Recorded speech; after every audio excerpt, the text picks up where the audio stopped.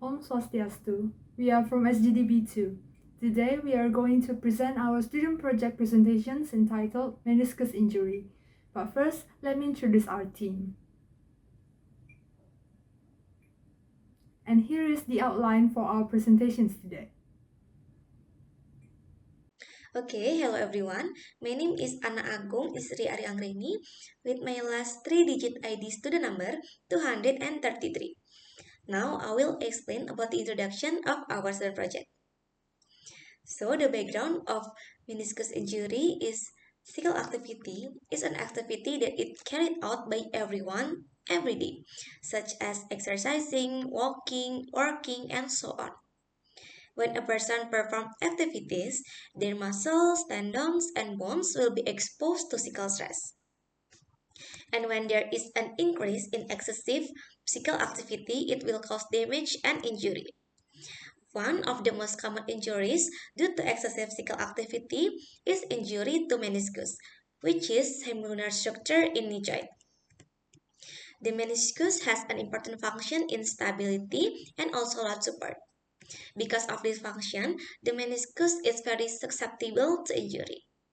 And these injuries are very common in young athletes and can occur at any age. So this is the problem formulation, purpose, and benefit of our student project. Maybe that's all I can say for the introduction, and for the next explanation will be explained by my friend. Thank you. Firstly, let me introduce myself. My name is Susipena Dila Prastiwirawan with the last digit of ID number is 094. Anatomy of the meniscus. Meniscus located in the knee joint, one lateral and the other one in the medial. Lateral meniscus and medial meniscus. Meniscus are fibrocartilaginous cheese-shaped cartilage that's attached to the end of the facet in the intercondylar region of the tibial plateau. Medial meniscus attached to its joint capsule and the tibial collateral ligament. Unlike the medial meniscus, the lateral meniscus is unattached to its joint capsule. That causes the lateral meniscus is more mobile than the medial meniscus. Medial and lateral meniscus are interconnected by a transverse ligament of the knee in the anterior side. Lateral meniscus also interconnected with the tendon of popliteus muscle. This tendon passes superlaterally between these meniscus.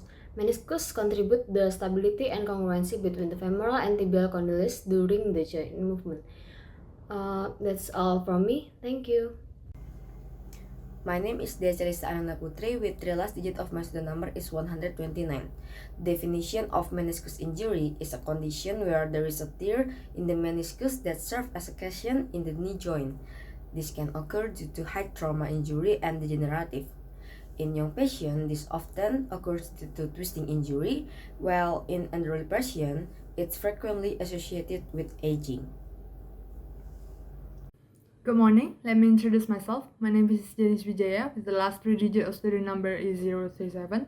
Now let me continue the presentation with the types of meniscus injury. So the first one is radial tears, which is a pattern of meniscal injury that started from the inner edge of meniscus that continues toward the meniscus periphery. This also can be visualized as outward pizza cutting. Radial tears usually have bad healing process because it is started from the white zone, which is in this area has poor vascularity. Next one is longitudinal tears, which tears along the circumferential fibers in the meniscal. It can be divided into two types, vertical and horizontal longitudinal tears. The examples of vertical longitudinal tears is bucket handle tears. The next one is oblique tears. This tears has a feature of a parabolic shape. This tears is a combination of radial and longitudinal tears. This type of tear is usually accompanied by mechanical symptoms. The next one is degeneration or complex tears. This is when there are two or more than two tear patterns at the same time.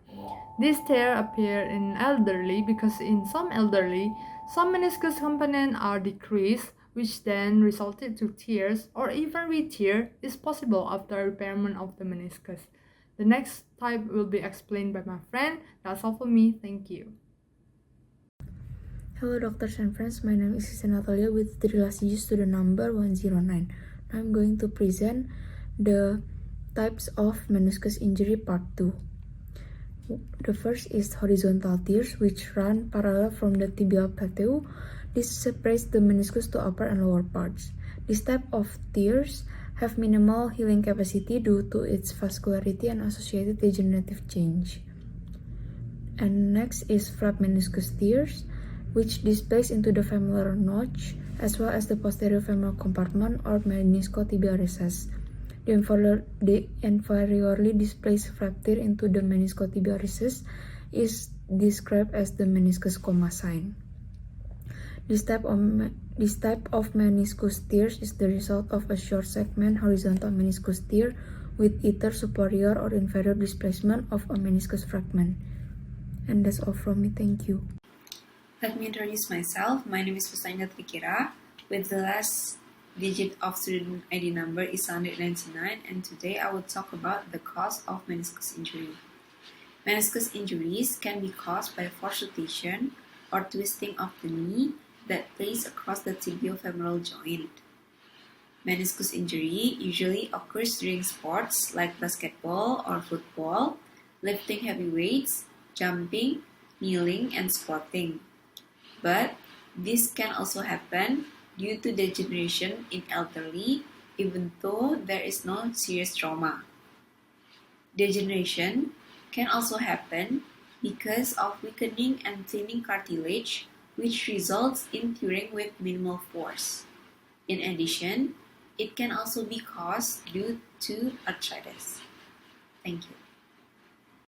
Hello everyone, my name is Grace Valerie with the last 3-digit number of 143, and in this presentation I'm going to present about the signs and symptoms of meniscus tear injury. Patients might feel a popping sensation when they tear their meniscus. Amazingly, most people can still walk with their injured knee. However, over the course of 2 to 3 days, the knee will gradually become more stiff and swollen. The most common symptoms of meniscus tear are pain, stiffness, swelling, catching or locking of the knee, sensation of giving way of the knee, inability to move the knee through its full range of motion, as well as difficulty to straighten the knee. That's all from me. Thank you. Thank you for the opportunity. My name is Diana Ningrum, and I will explain about diagnosis of meniscus injury. Until now, the gold standard for diagnosing meniscus injury is arthroscopy. However, arthroscopy has expensive costs. This technique is invasive and requires surgical treatment every day. MRI is a non-invasive technique that can be used for the diagnosing of meniscal injury, and a high degree of accuracy has been reported, reaching more than 90% diagnosing accuracy. But MRI also has expensive costs and also has long examination time. Besides arthroscopy and MRI, there are other techniques that have been used for more than 2 decades to evaluate the musculoskeletal system. It is ultrasonography. Compared to arthroscopy and MRI, ultrasonography has a cheaper price and also tend to be faster, more available, and non-invasive. However, in the diagnosing of meniscus injury, the diagnostic accuracy of ultrasonography is still relatively low. My name is Stella Angelin Isbianto, and my last 3 digits are 142, and now I will present about the supporting examination for meniscal injury. So, supporting examination that can be done for meniscal injury is imaging by MRI. So, MRI has become the gold standard for meniscal imaging and is known to be the most accurate and minimally invasive method for diagnosing meniscal injury. So, MRI scans can be used to locate, classify, and grade meniscus lesions, which in turn can assist the surgeon to predict meniscal repairability, developing a treatment plan, and consider surgical procedures. First, let me introduce myself. My name is Tanisa Putritita with the last digit number 005, and today I will explain about non-surgical treatment for meniscal injury. So, meniscal injury treatment can be done in 2 ways, which is surgery and non-surgical. And to determine which one is the best for the patient, we need to determine it based on multiple factors, such as age, complexity of the meniscal injury, tissue quality, severity of the symptom, is it traumatic or atraumatic, and does the patient have surgery contraindication. Non-surgical treatment for meniscal injury are usually done in patients with suspected meniscal tear, degenerative tears, and patients with surgery contraindication. Non-surgical treatment itself can be done with RICE principle, which is rest, ice, compress, and elevation. Non-surgical treatment also can be done with oral anti-inflammatory drugs such as NSAIDs and oral analgesics, and using breath also can be done.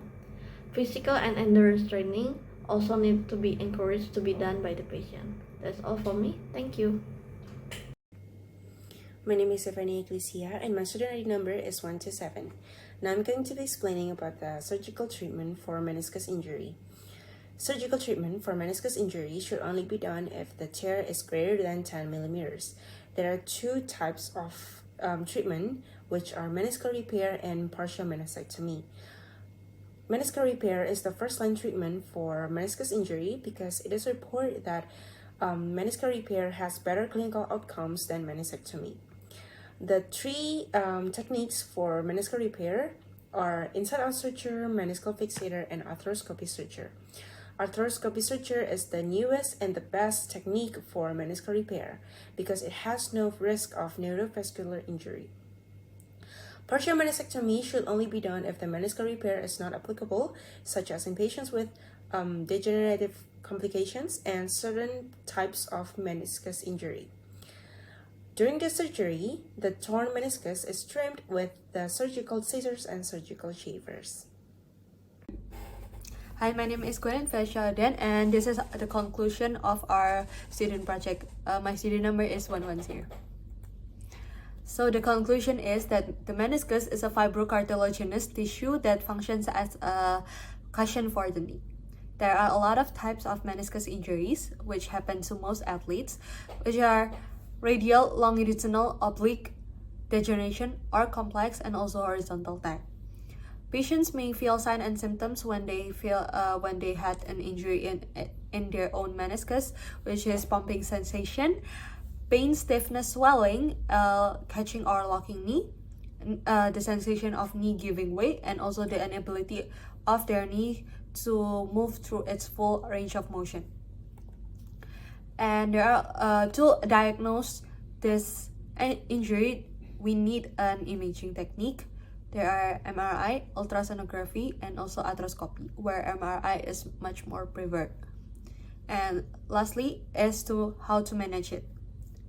There are two types of management, which is surgical and also non-surgical. Non-surgical entails as RICE for acute pain. RICE meaning rest, ice, compression, and elevation. And the usage of knee brace, activity modification, physical therapy, quadriceps strengthening exercise. And for surgical means, that entails as meniscus repair and also partial meniscectomy. That's it from us. We hope you enjoy our video. Thank you. So that's all about our presentations about meniscus injury. We do apologize for any mistakes during the presentation. Thank you for your attention, and I'll close the presentation with Paramesanti. Om Santi Santi Santi Om.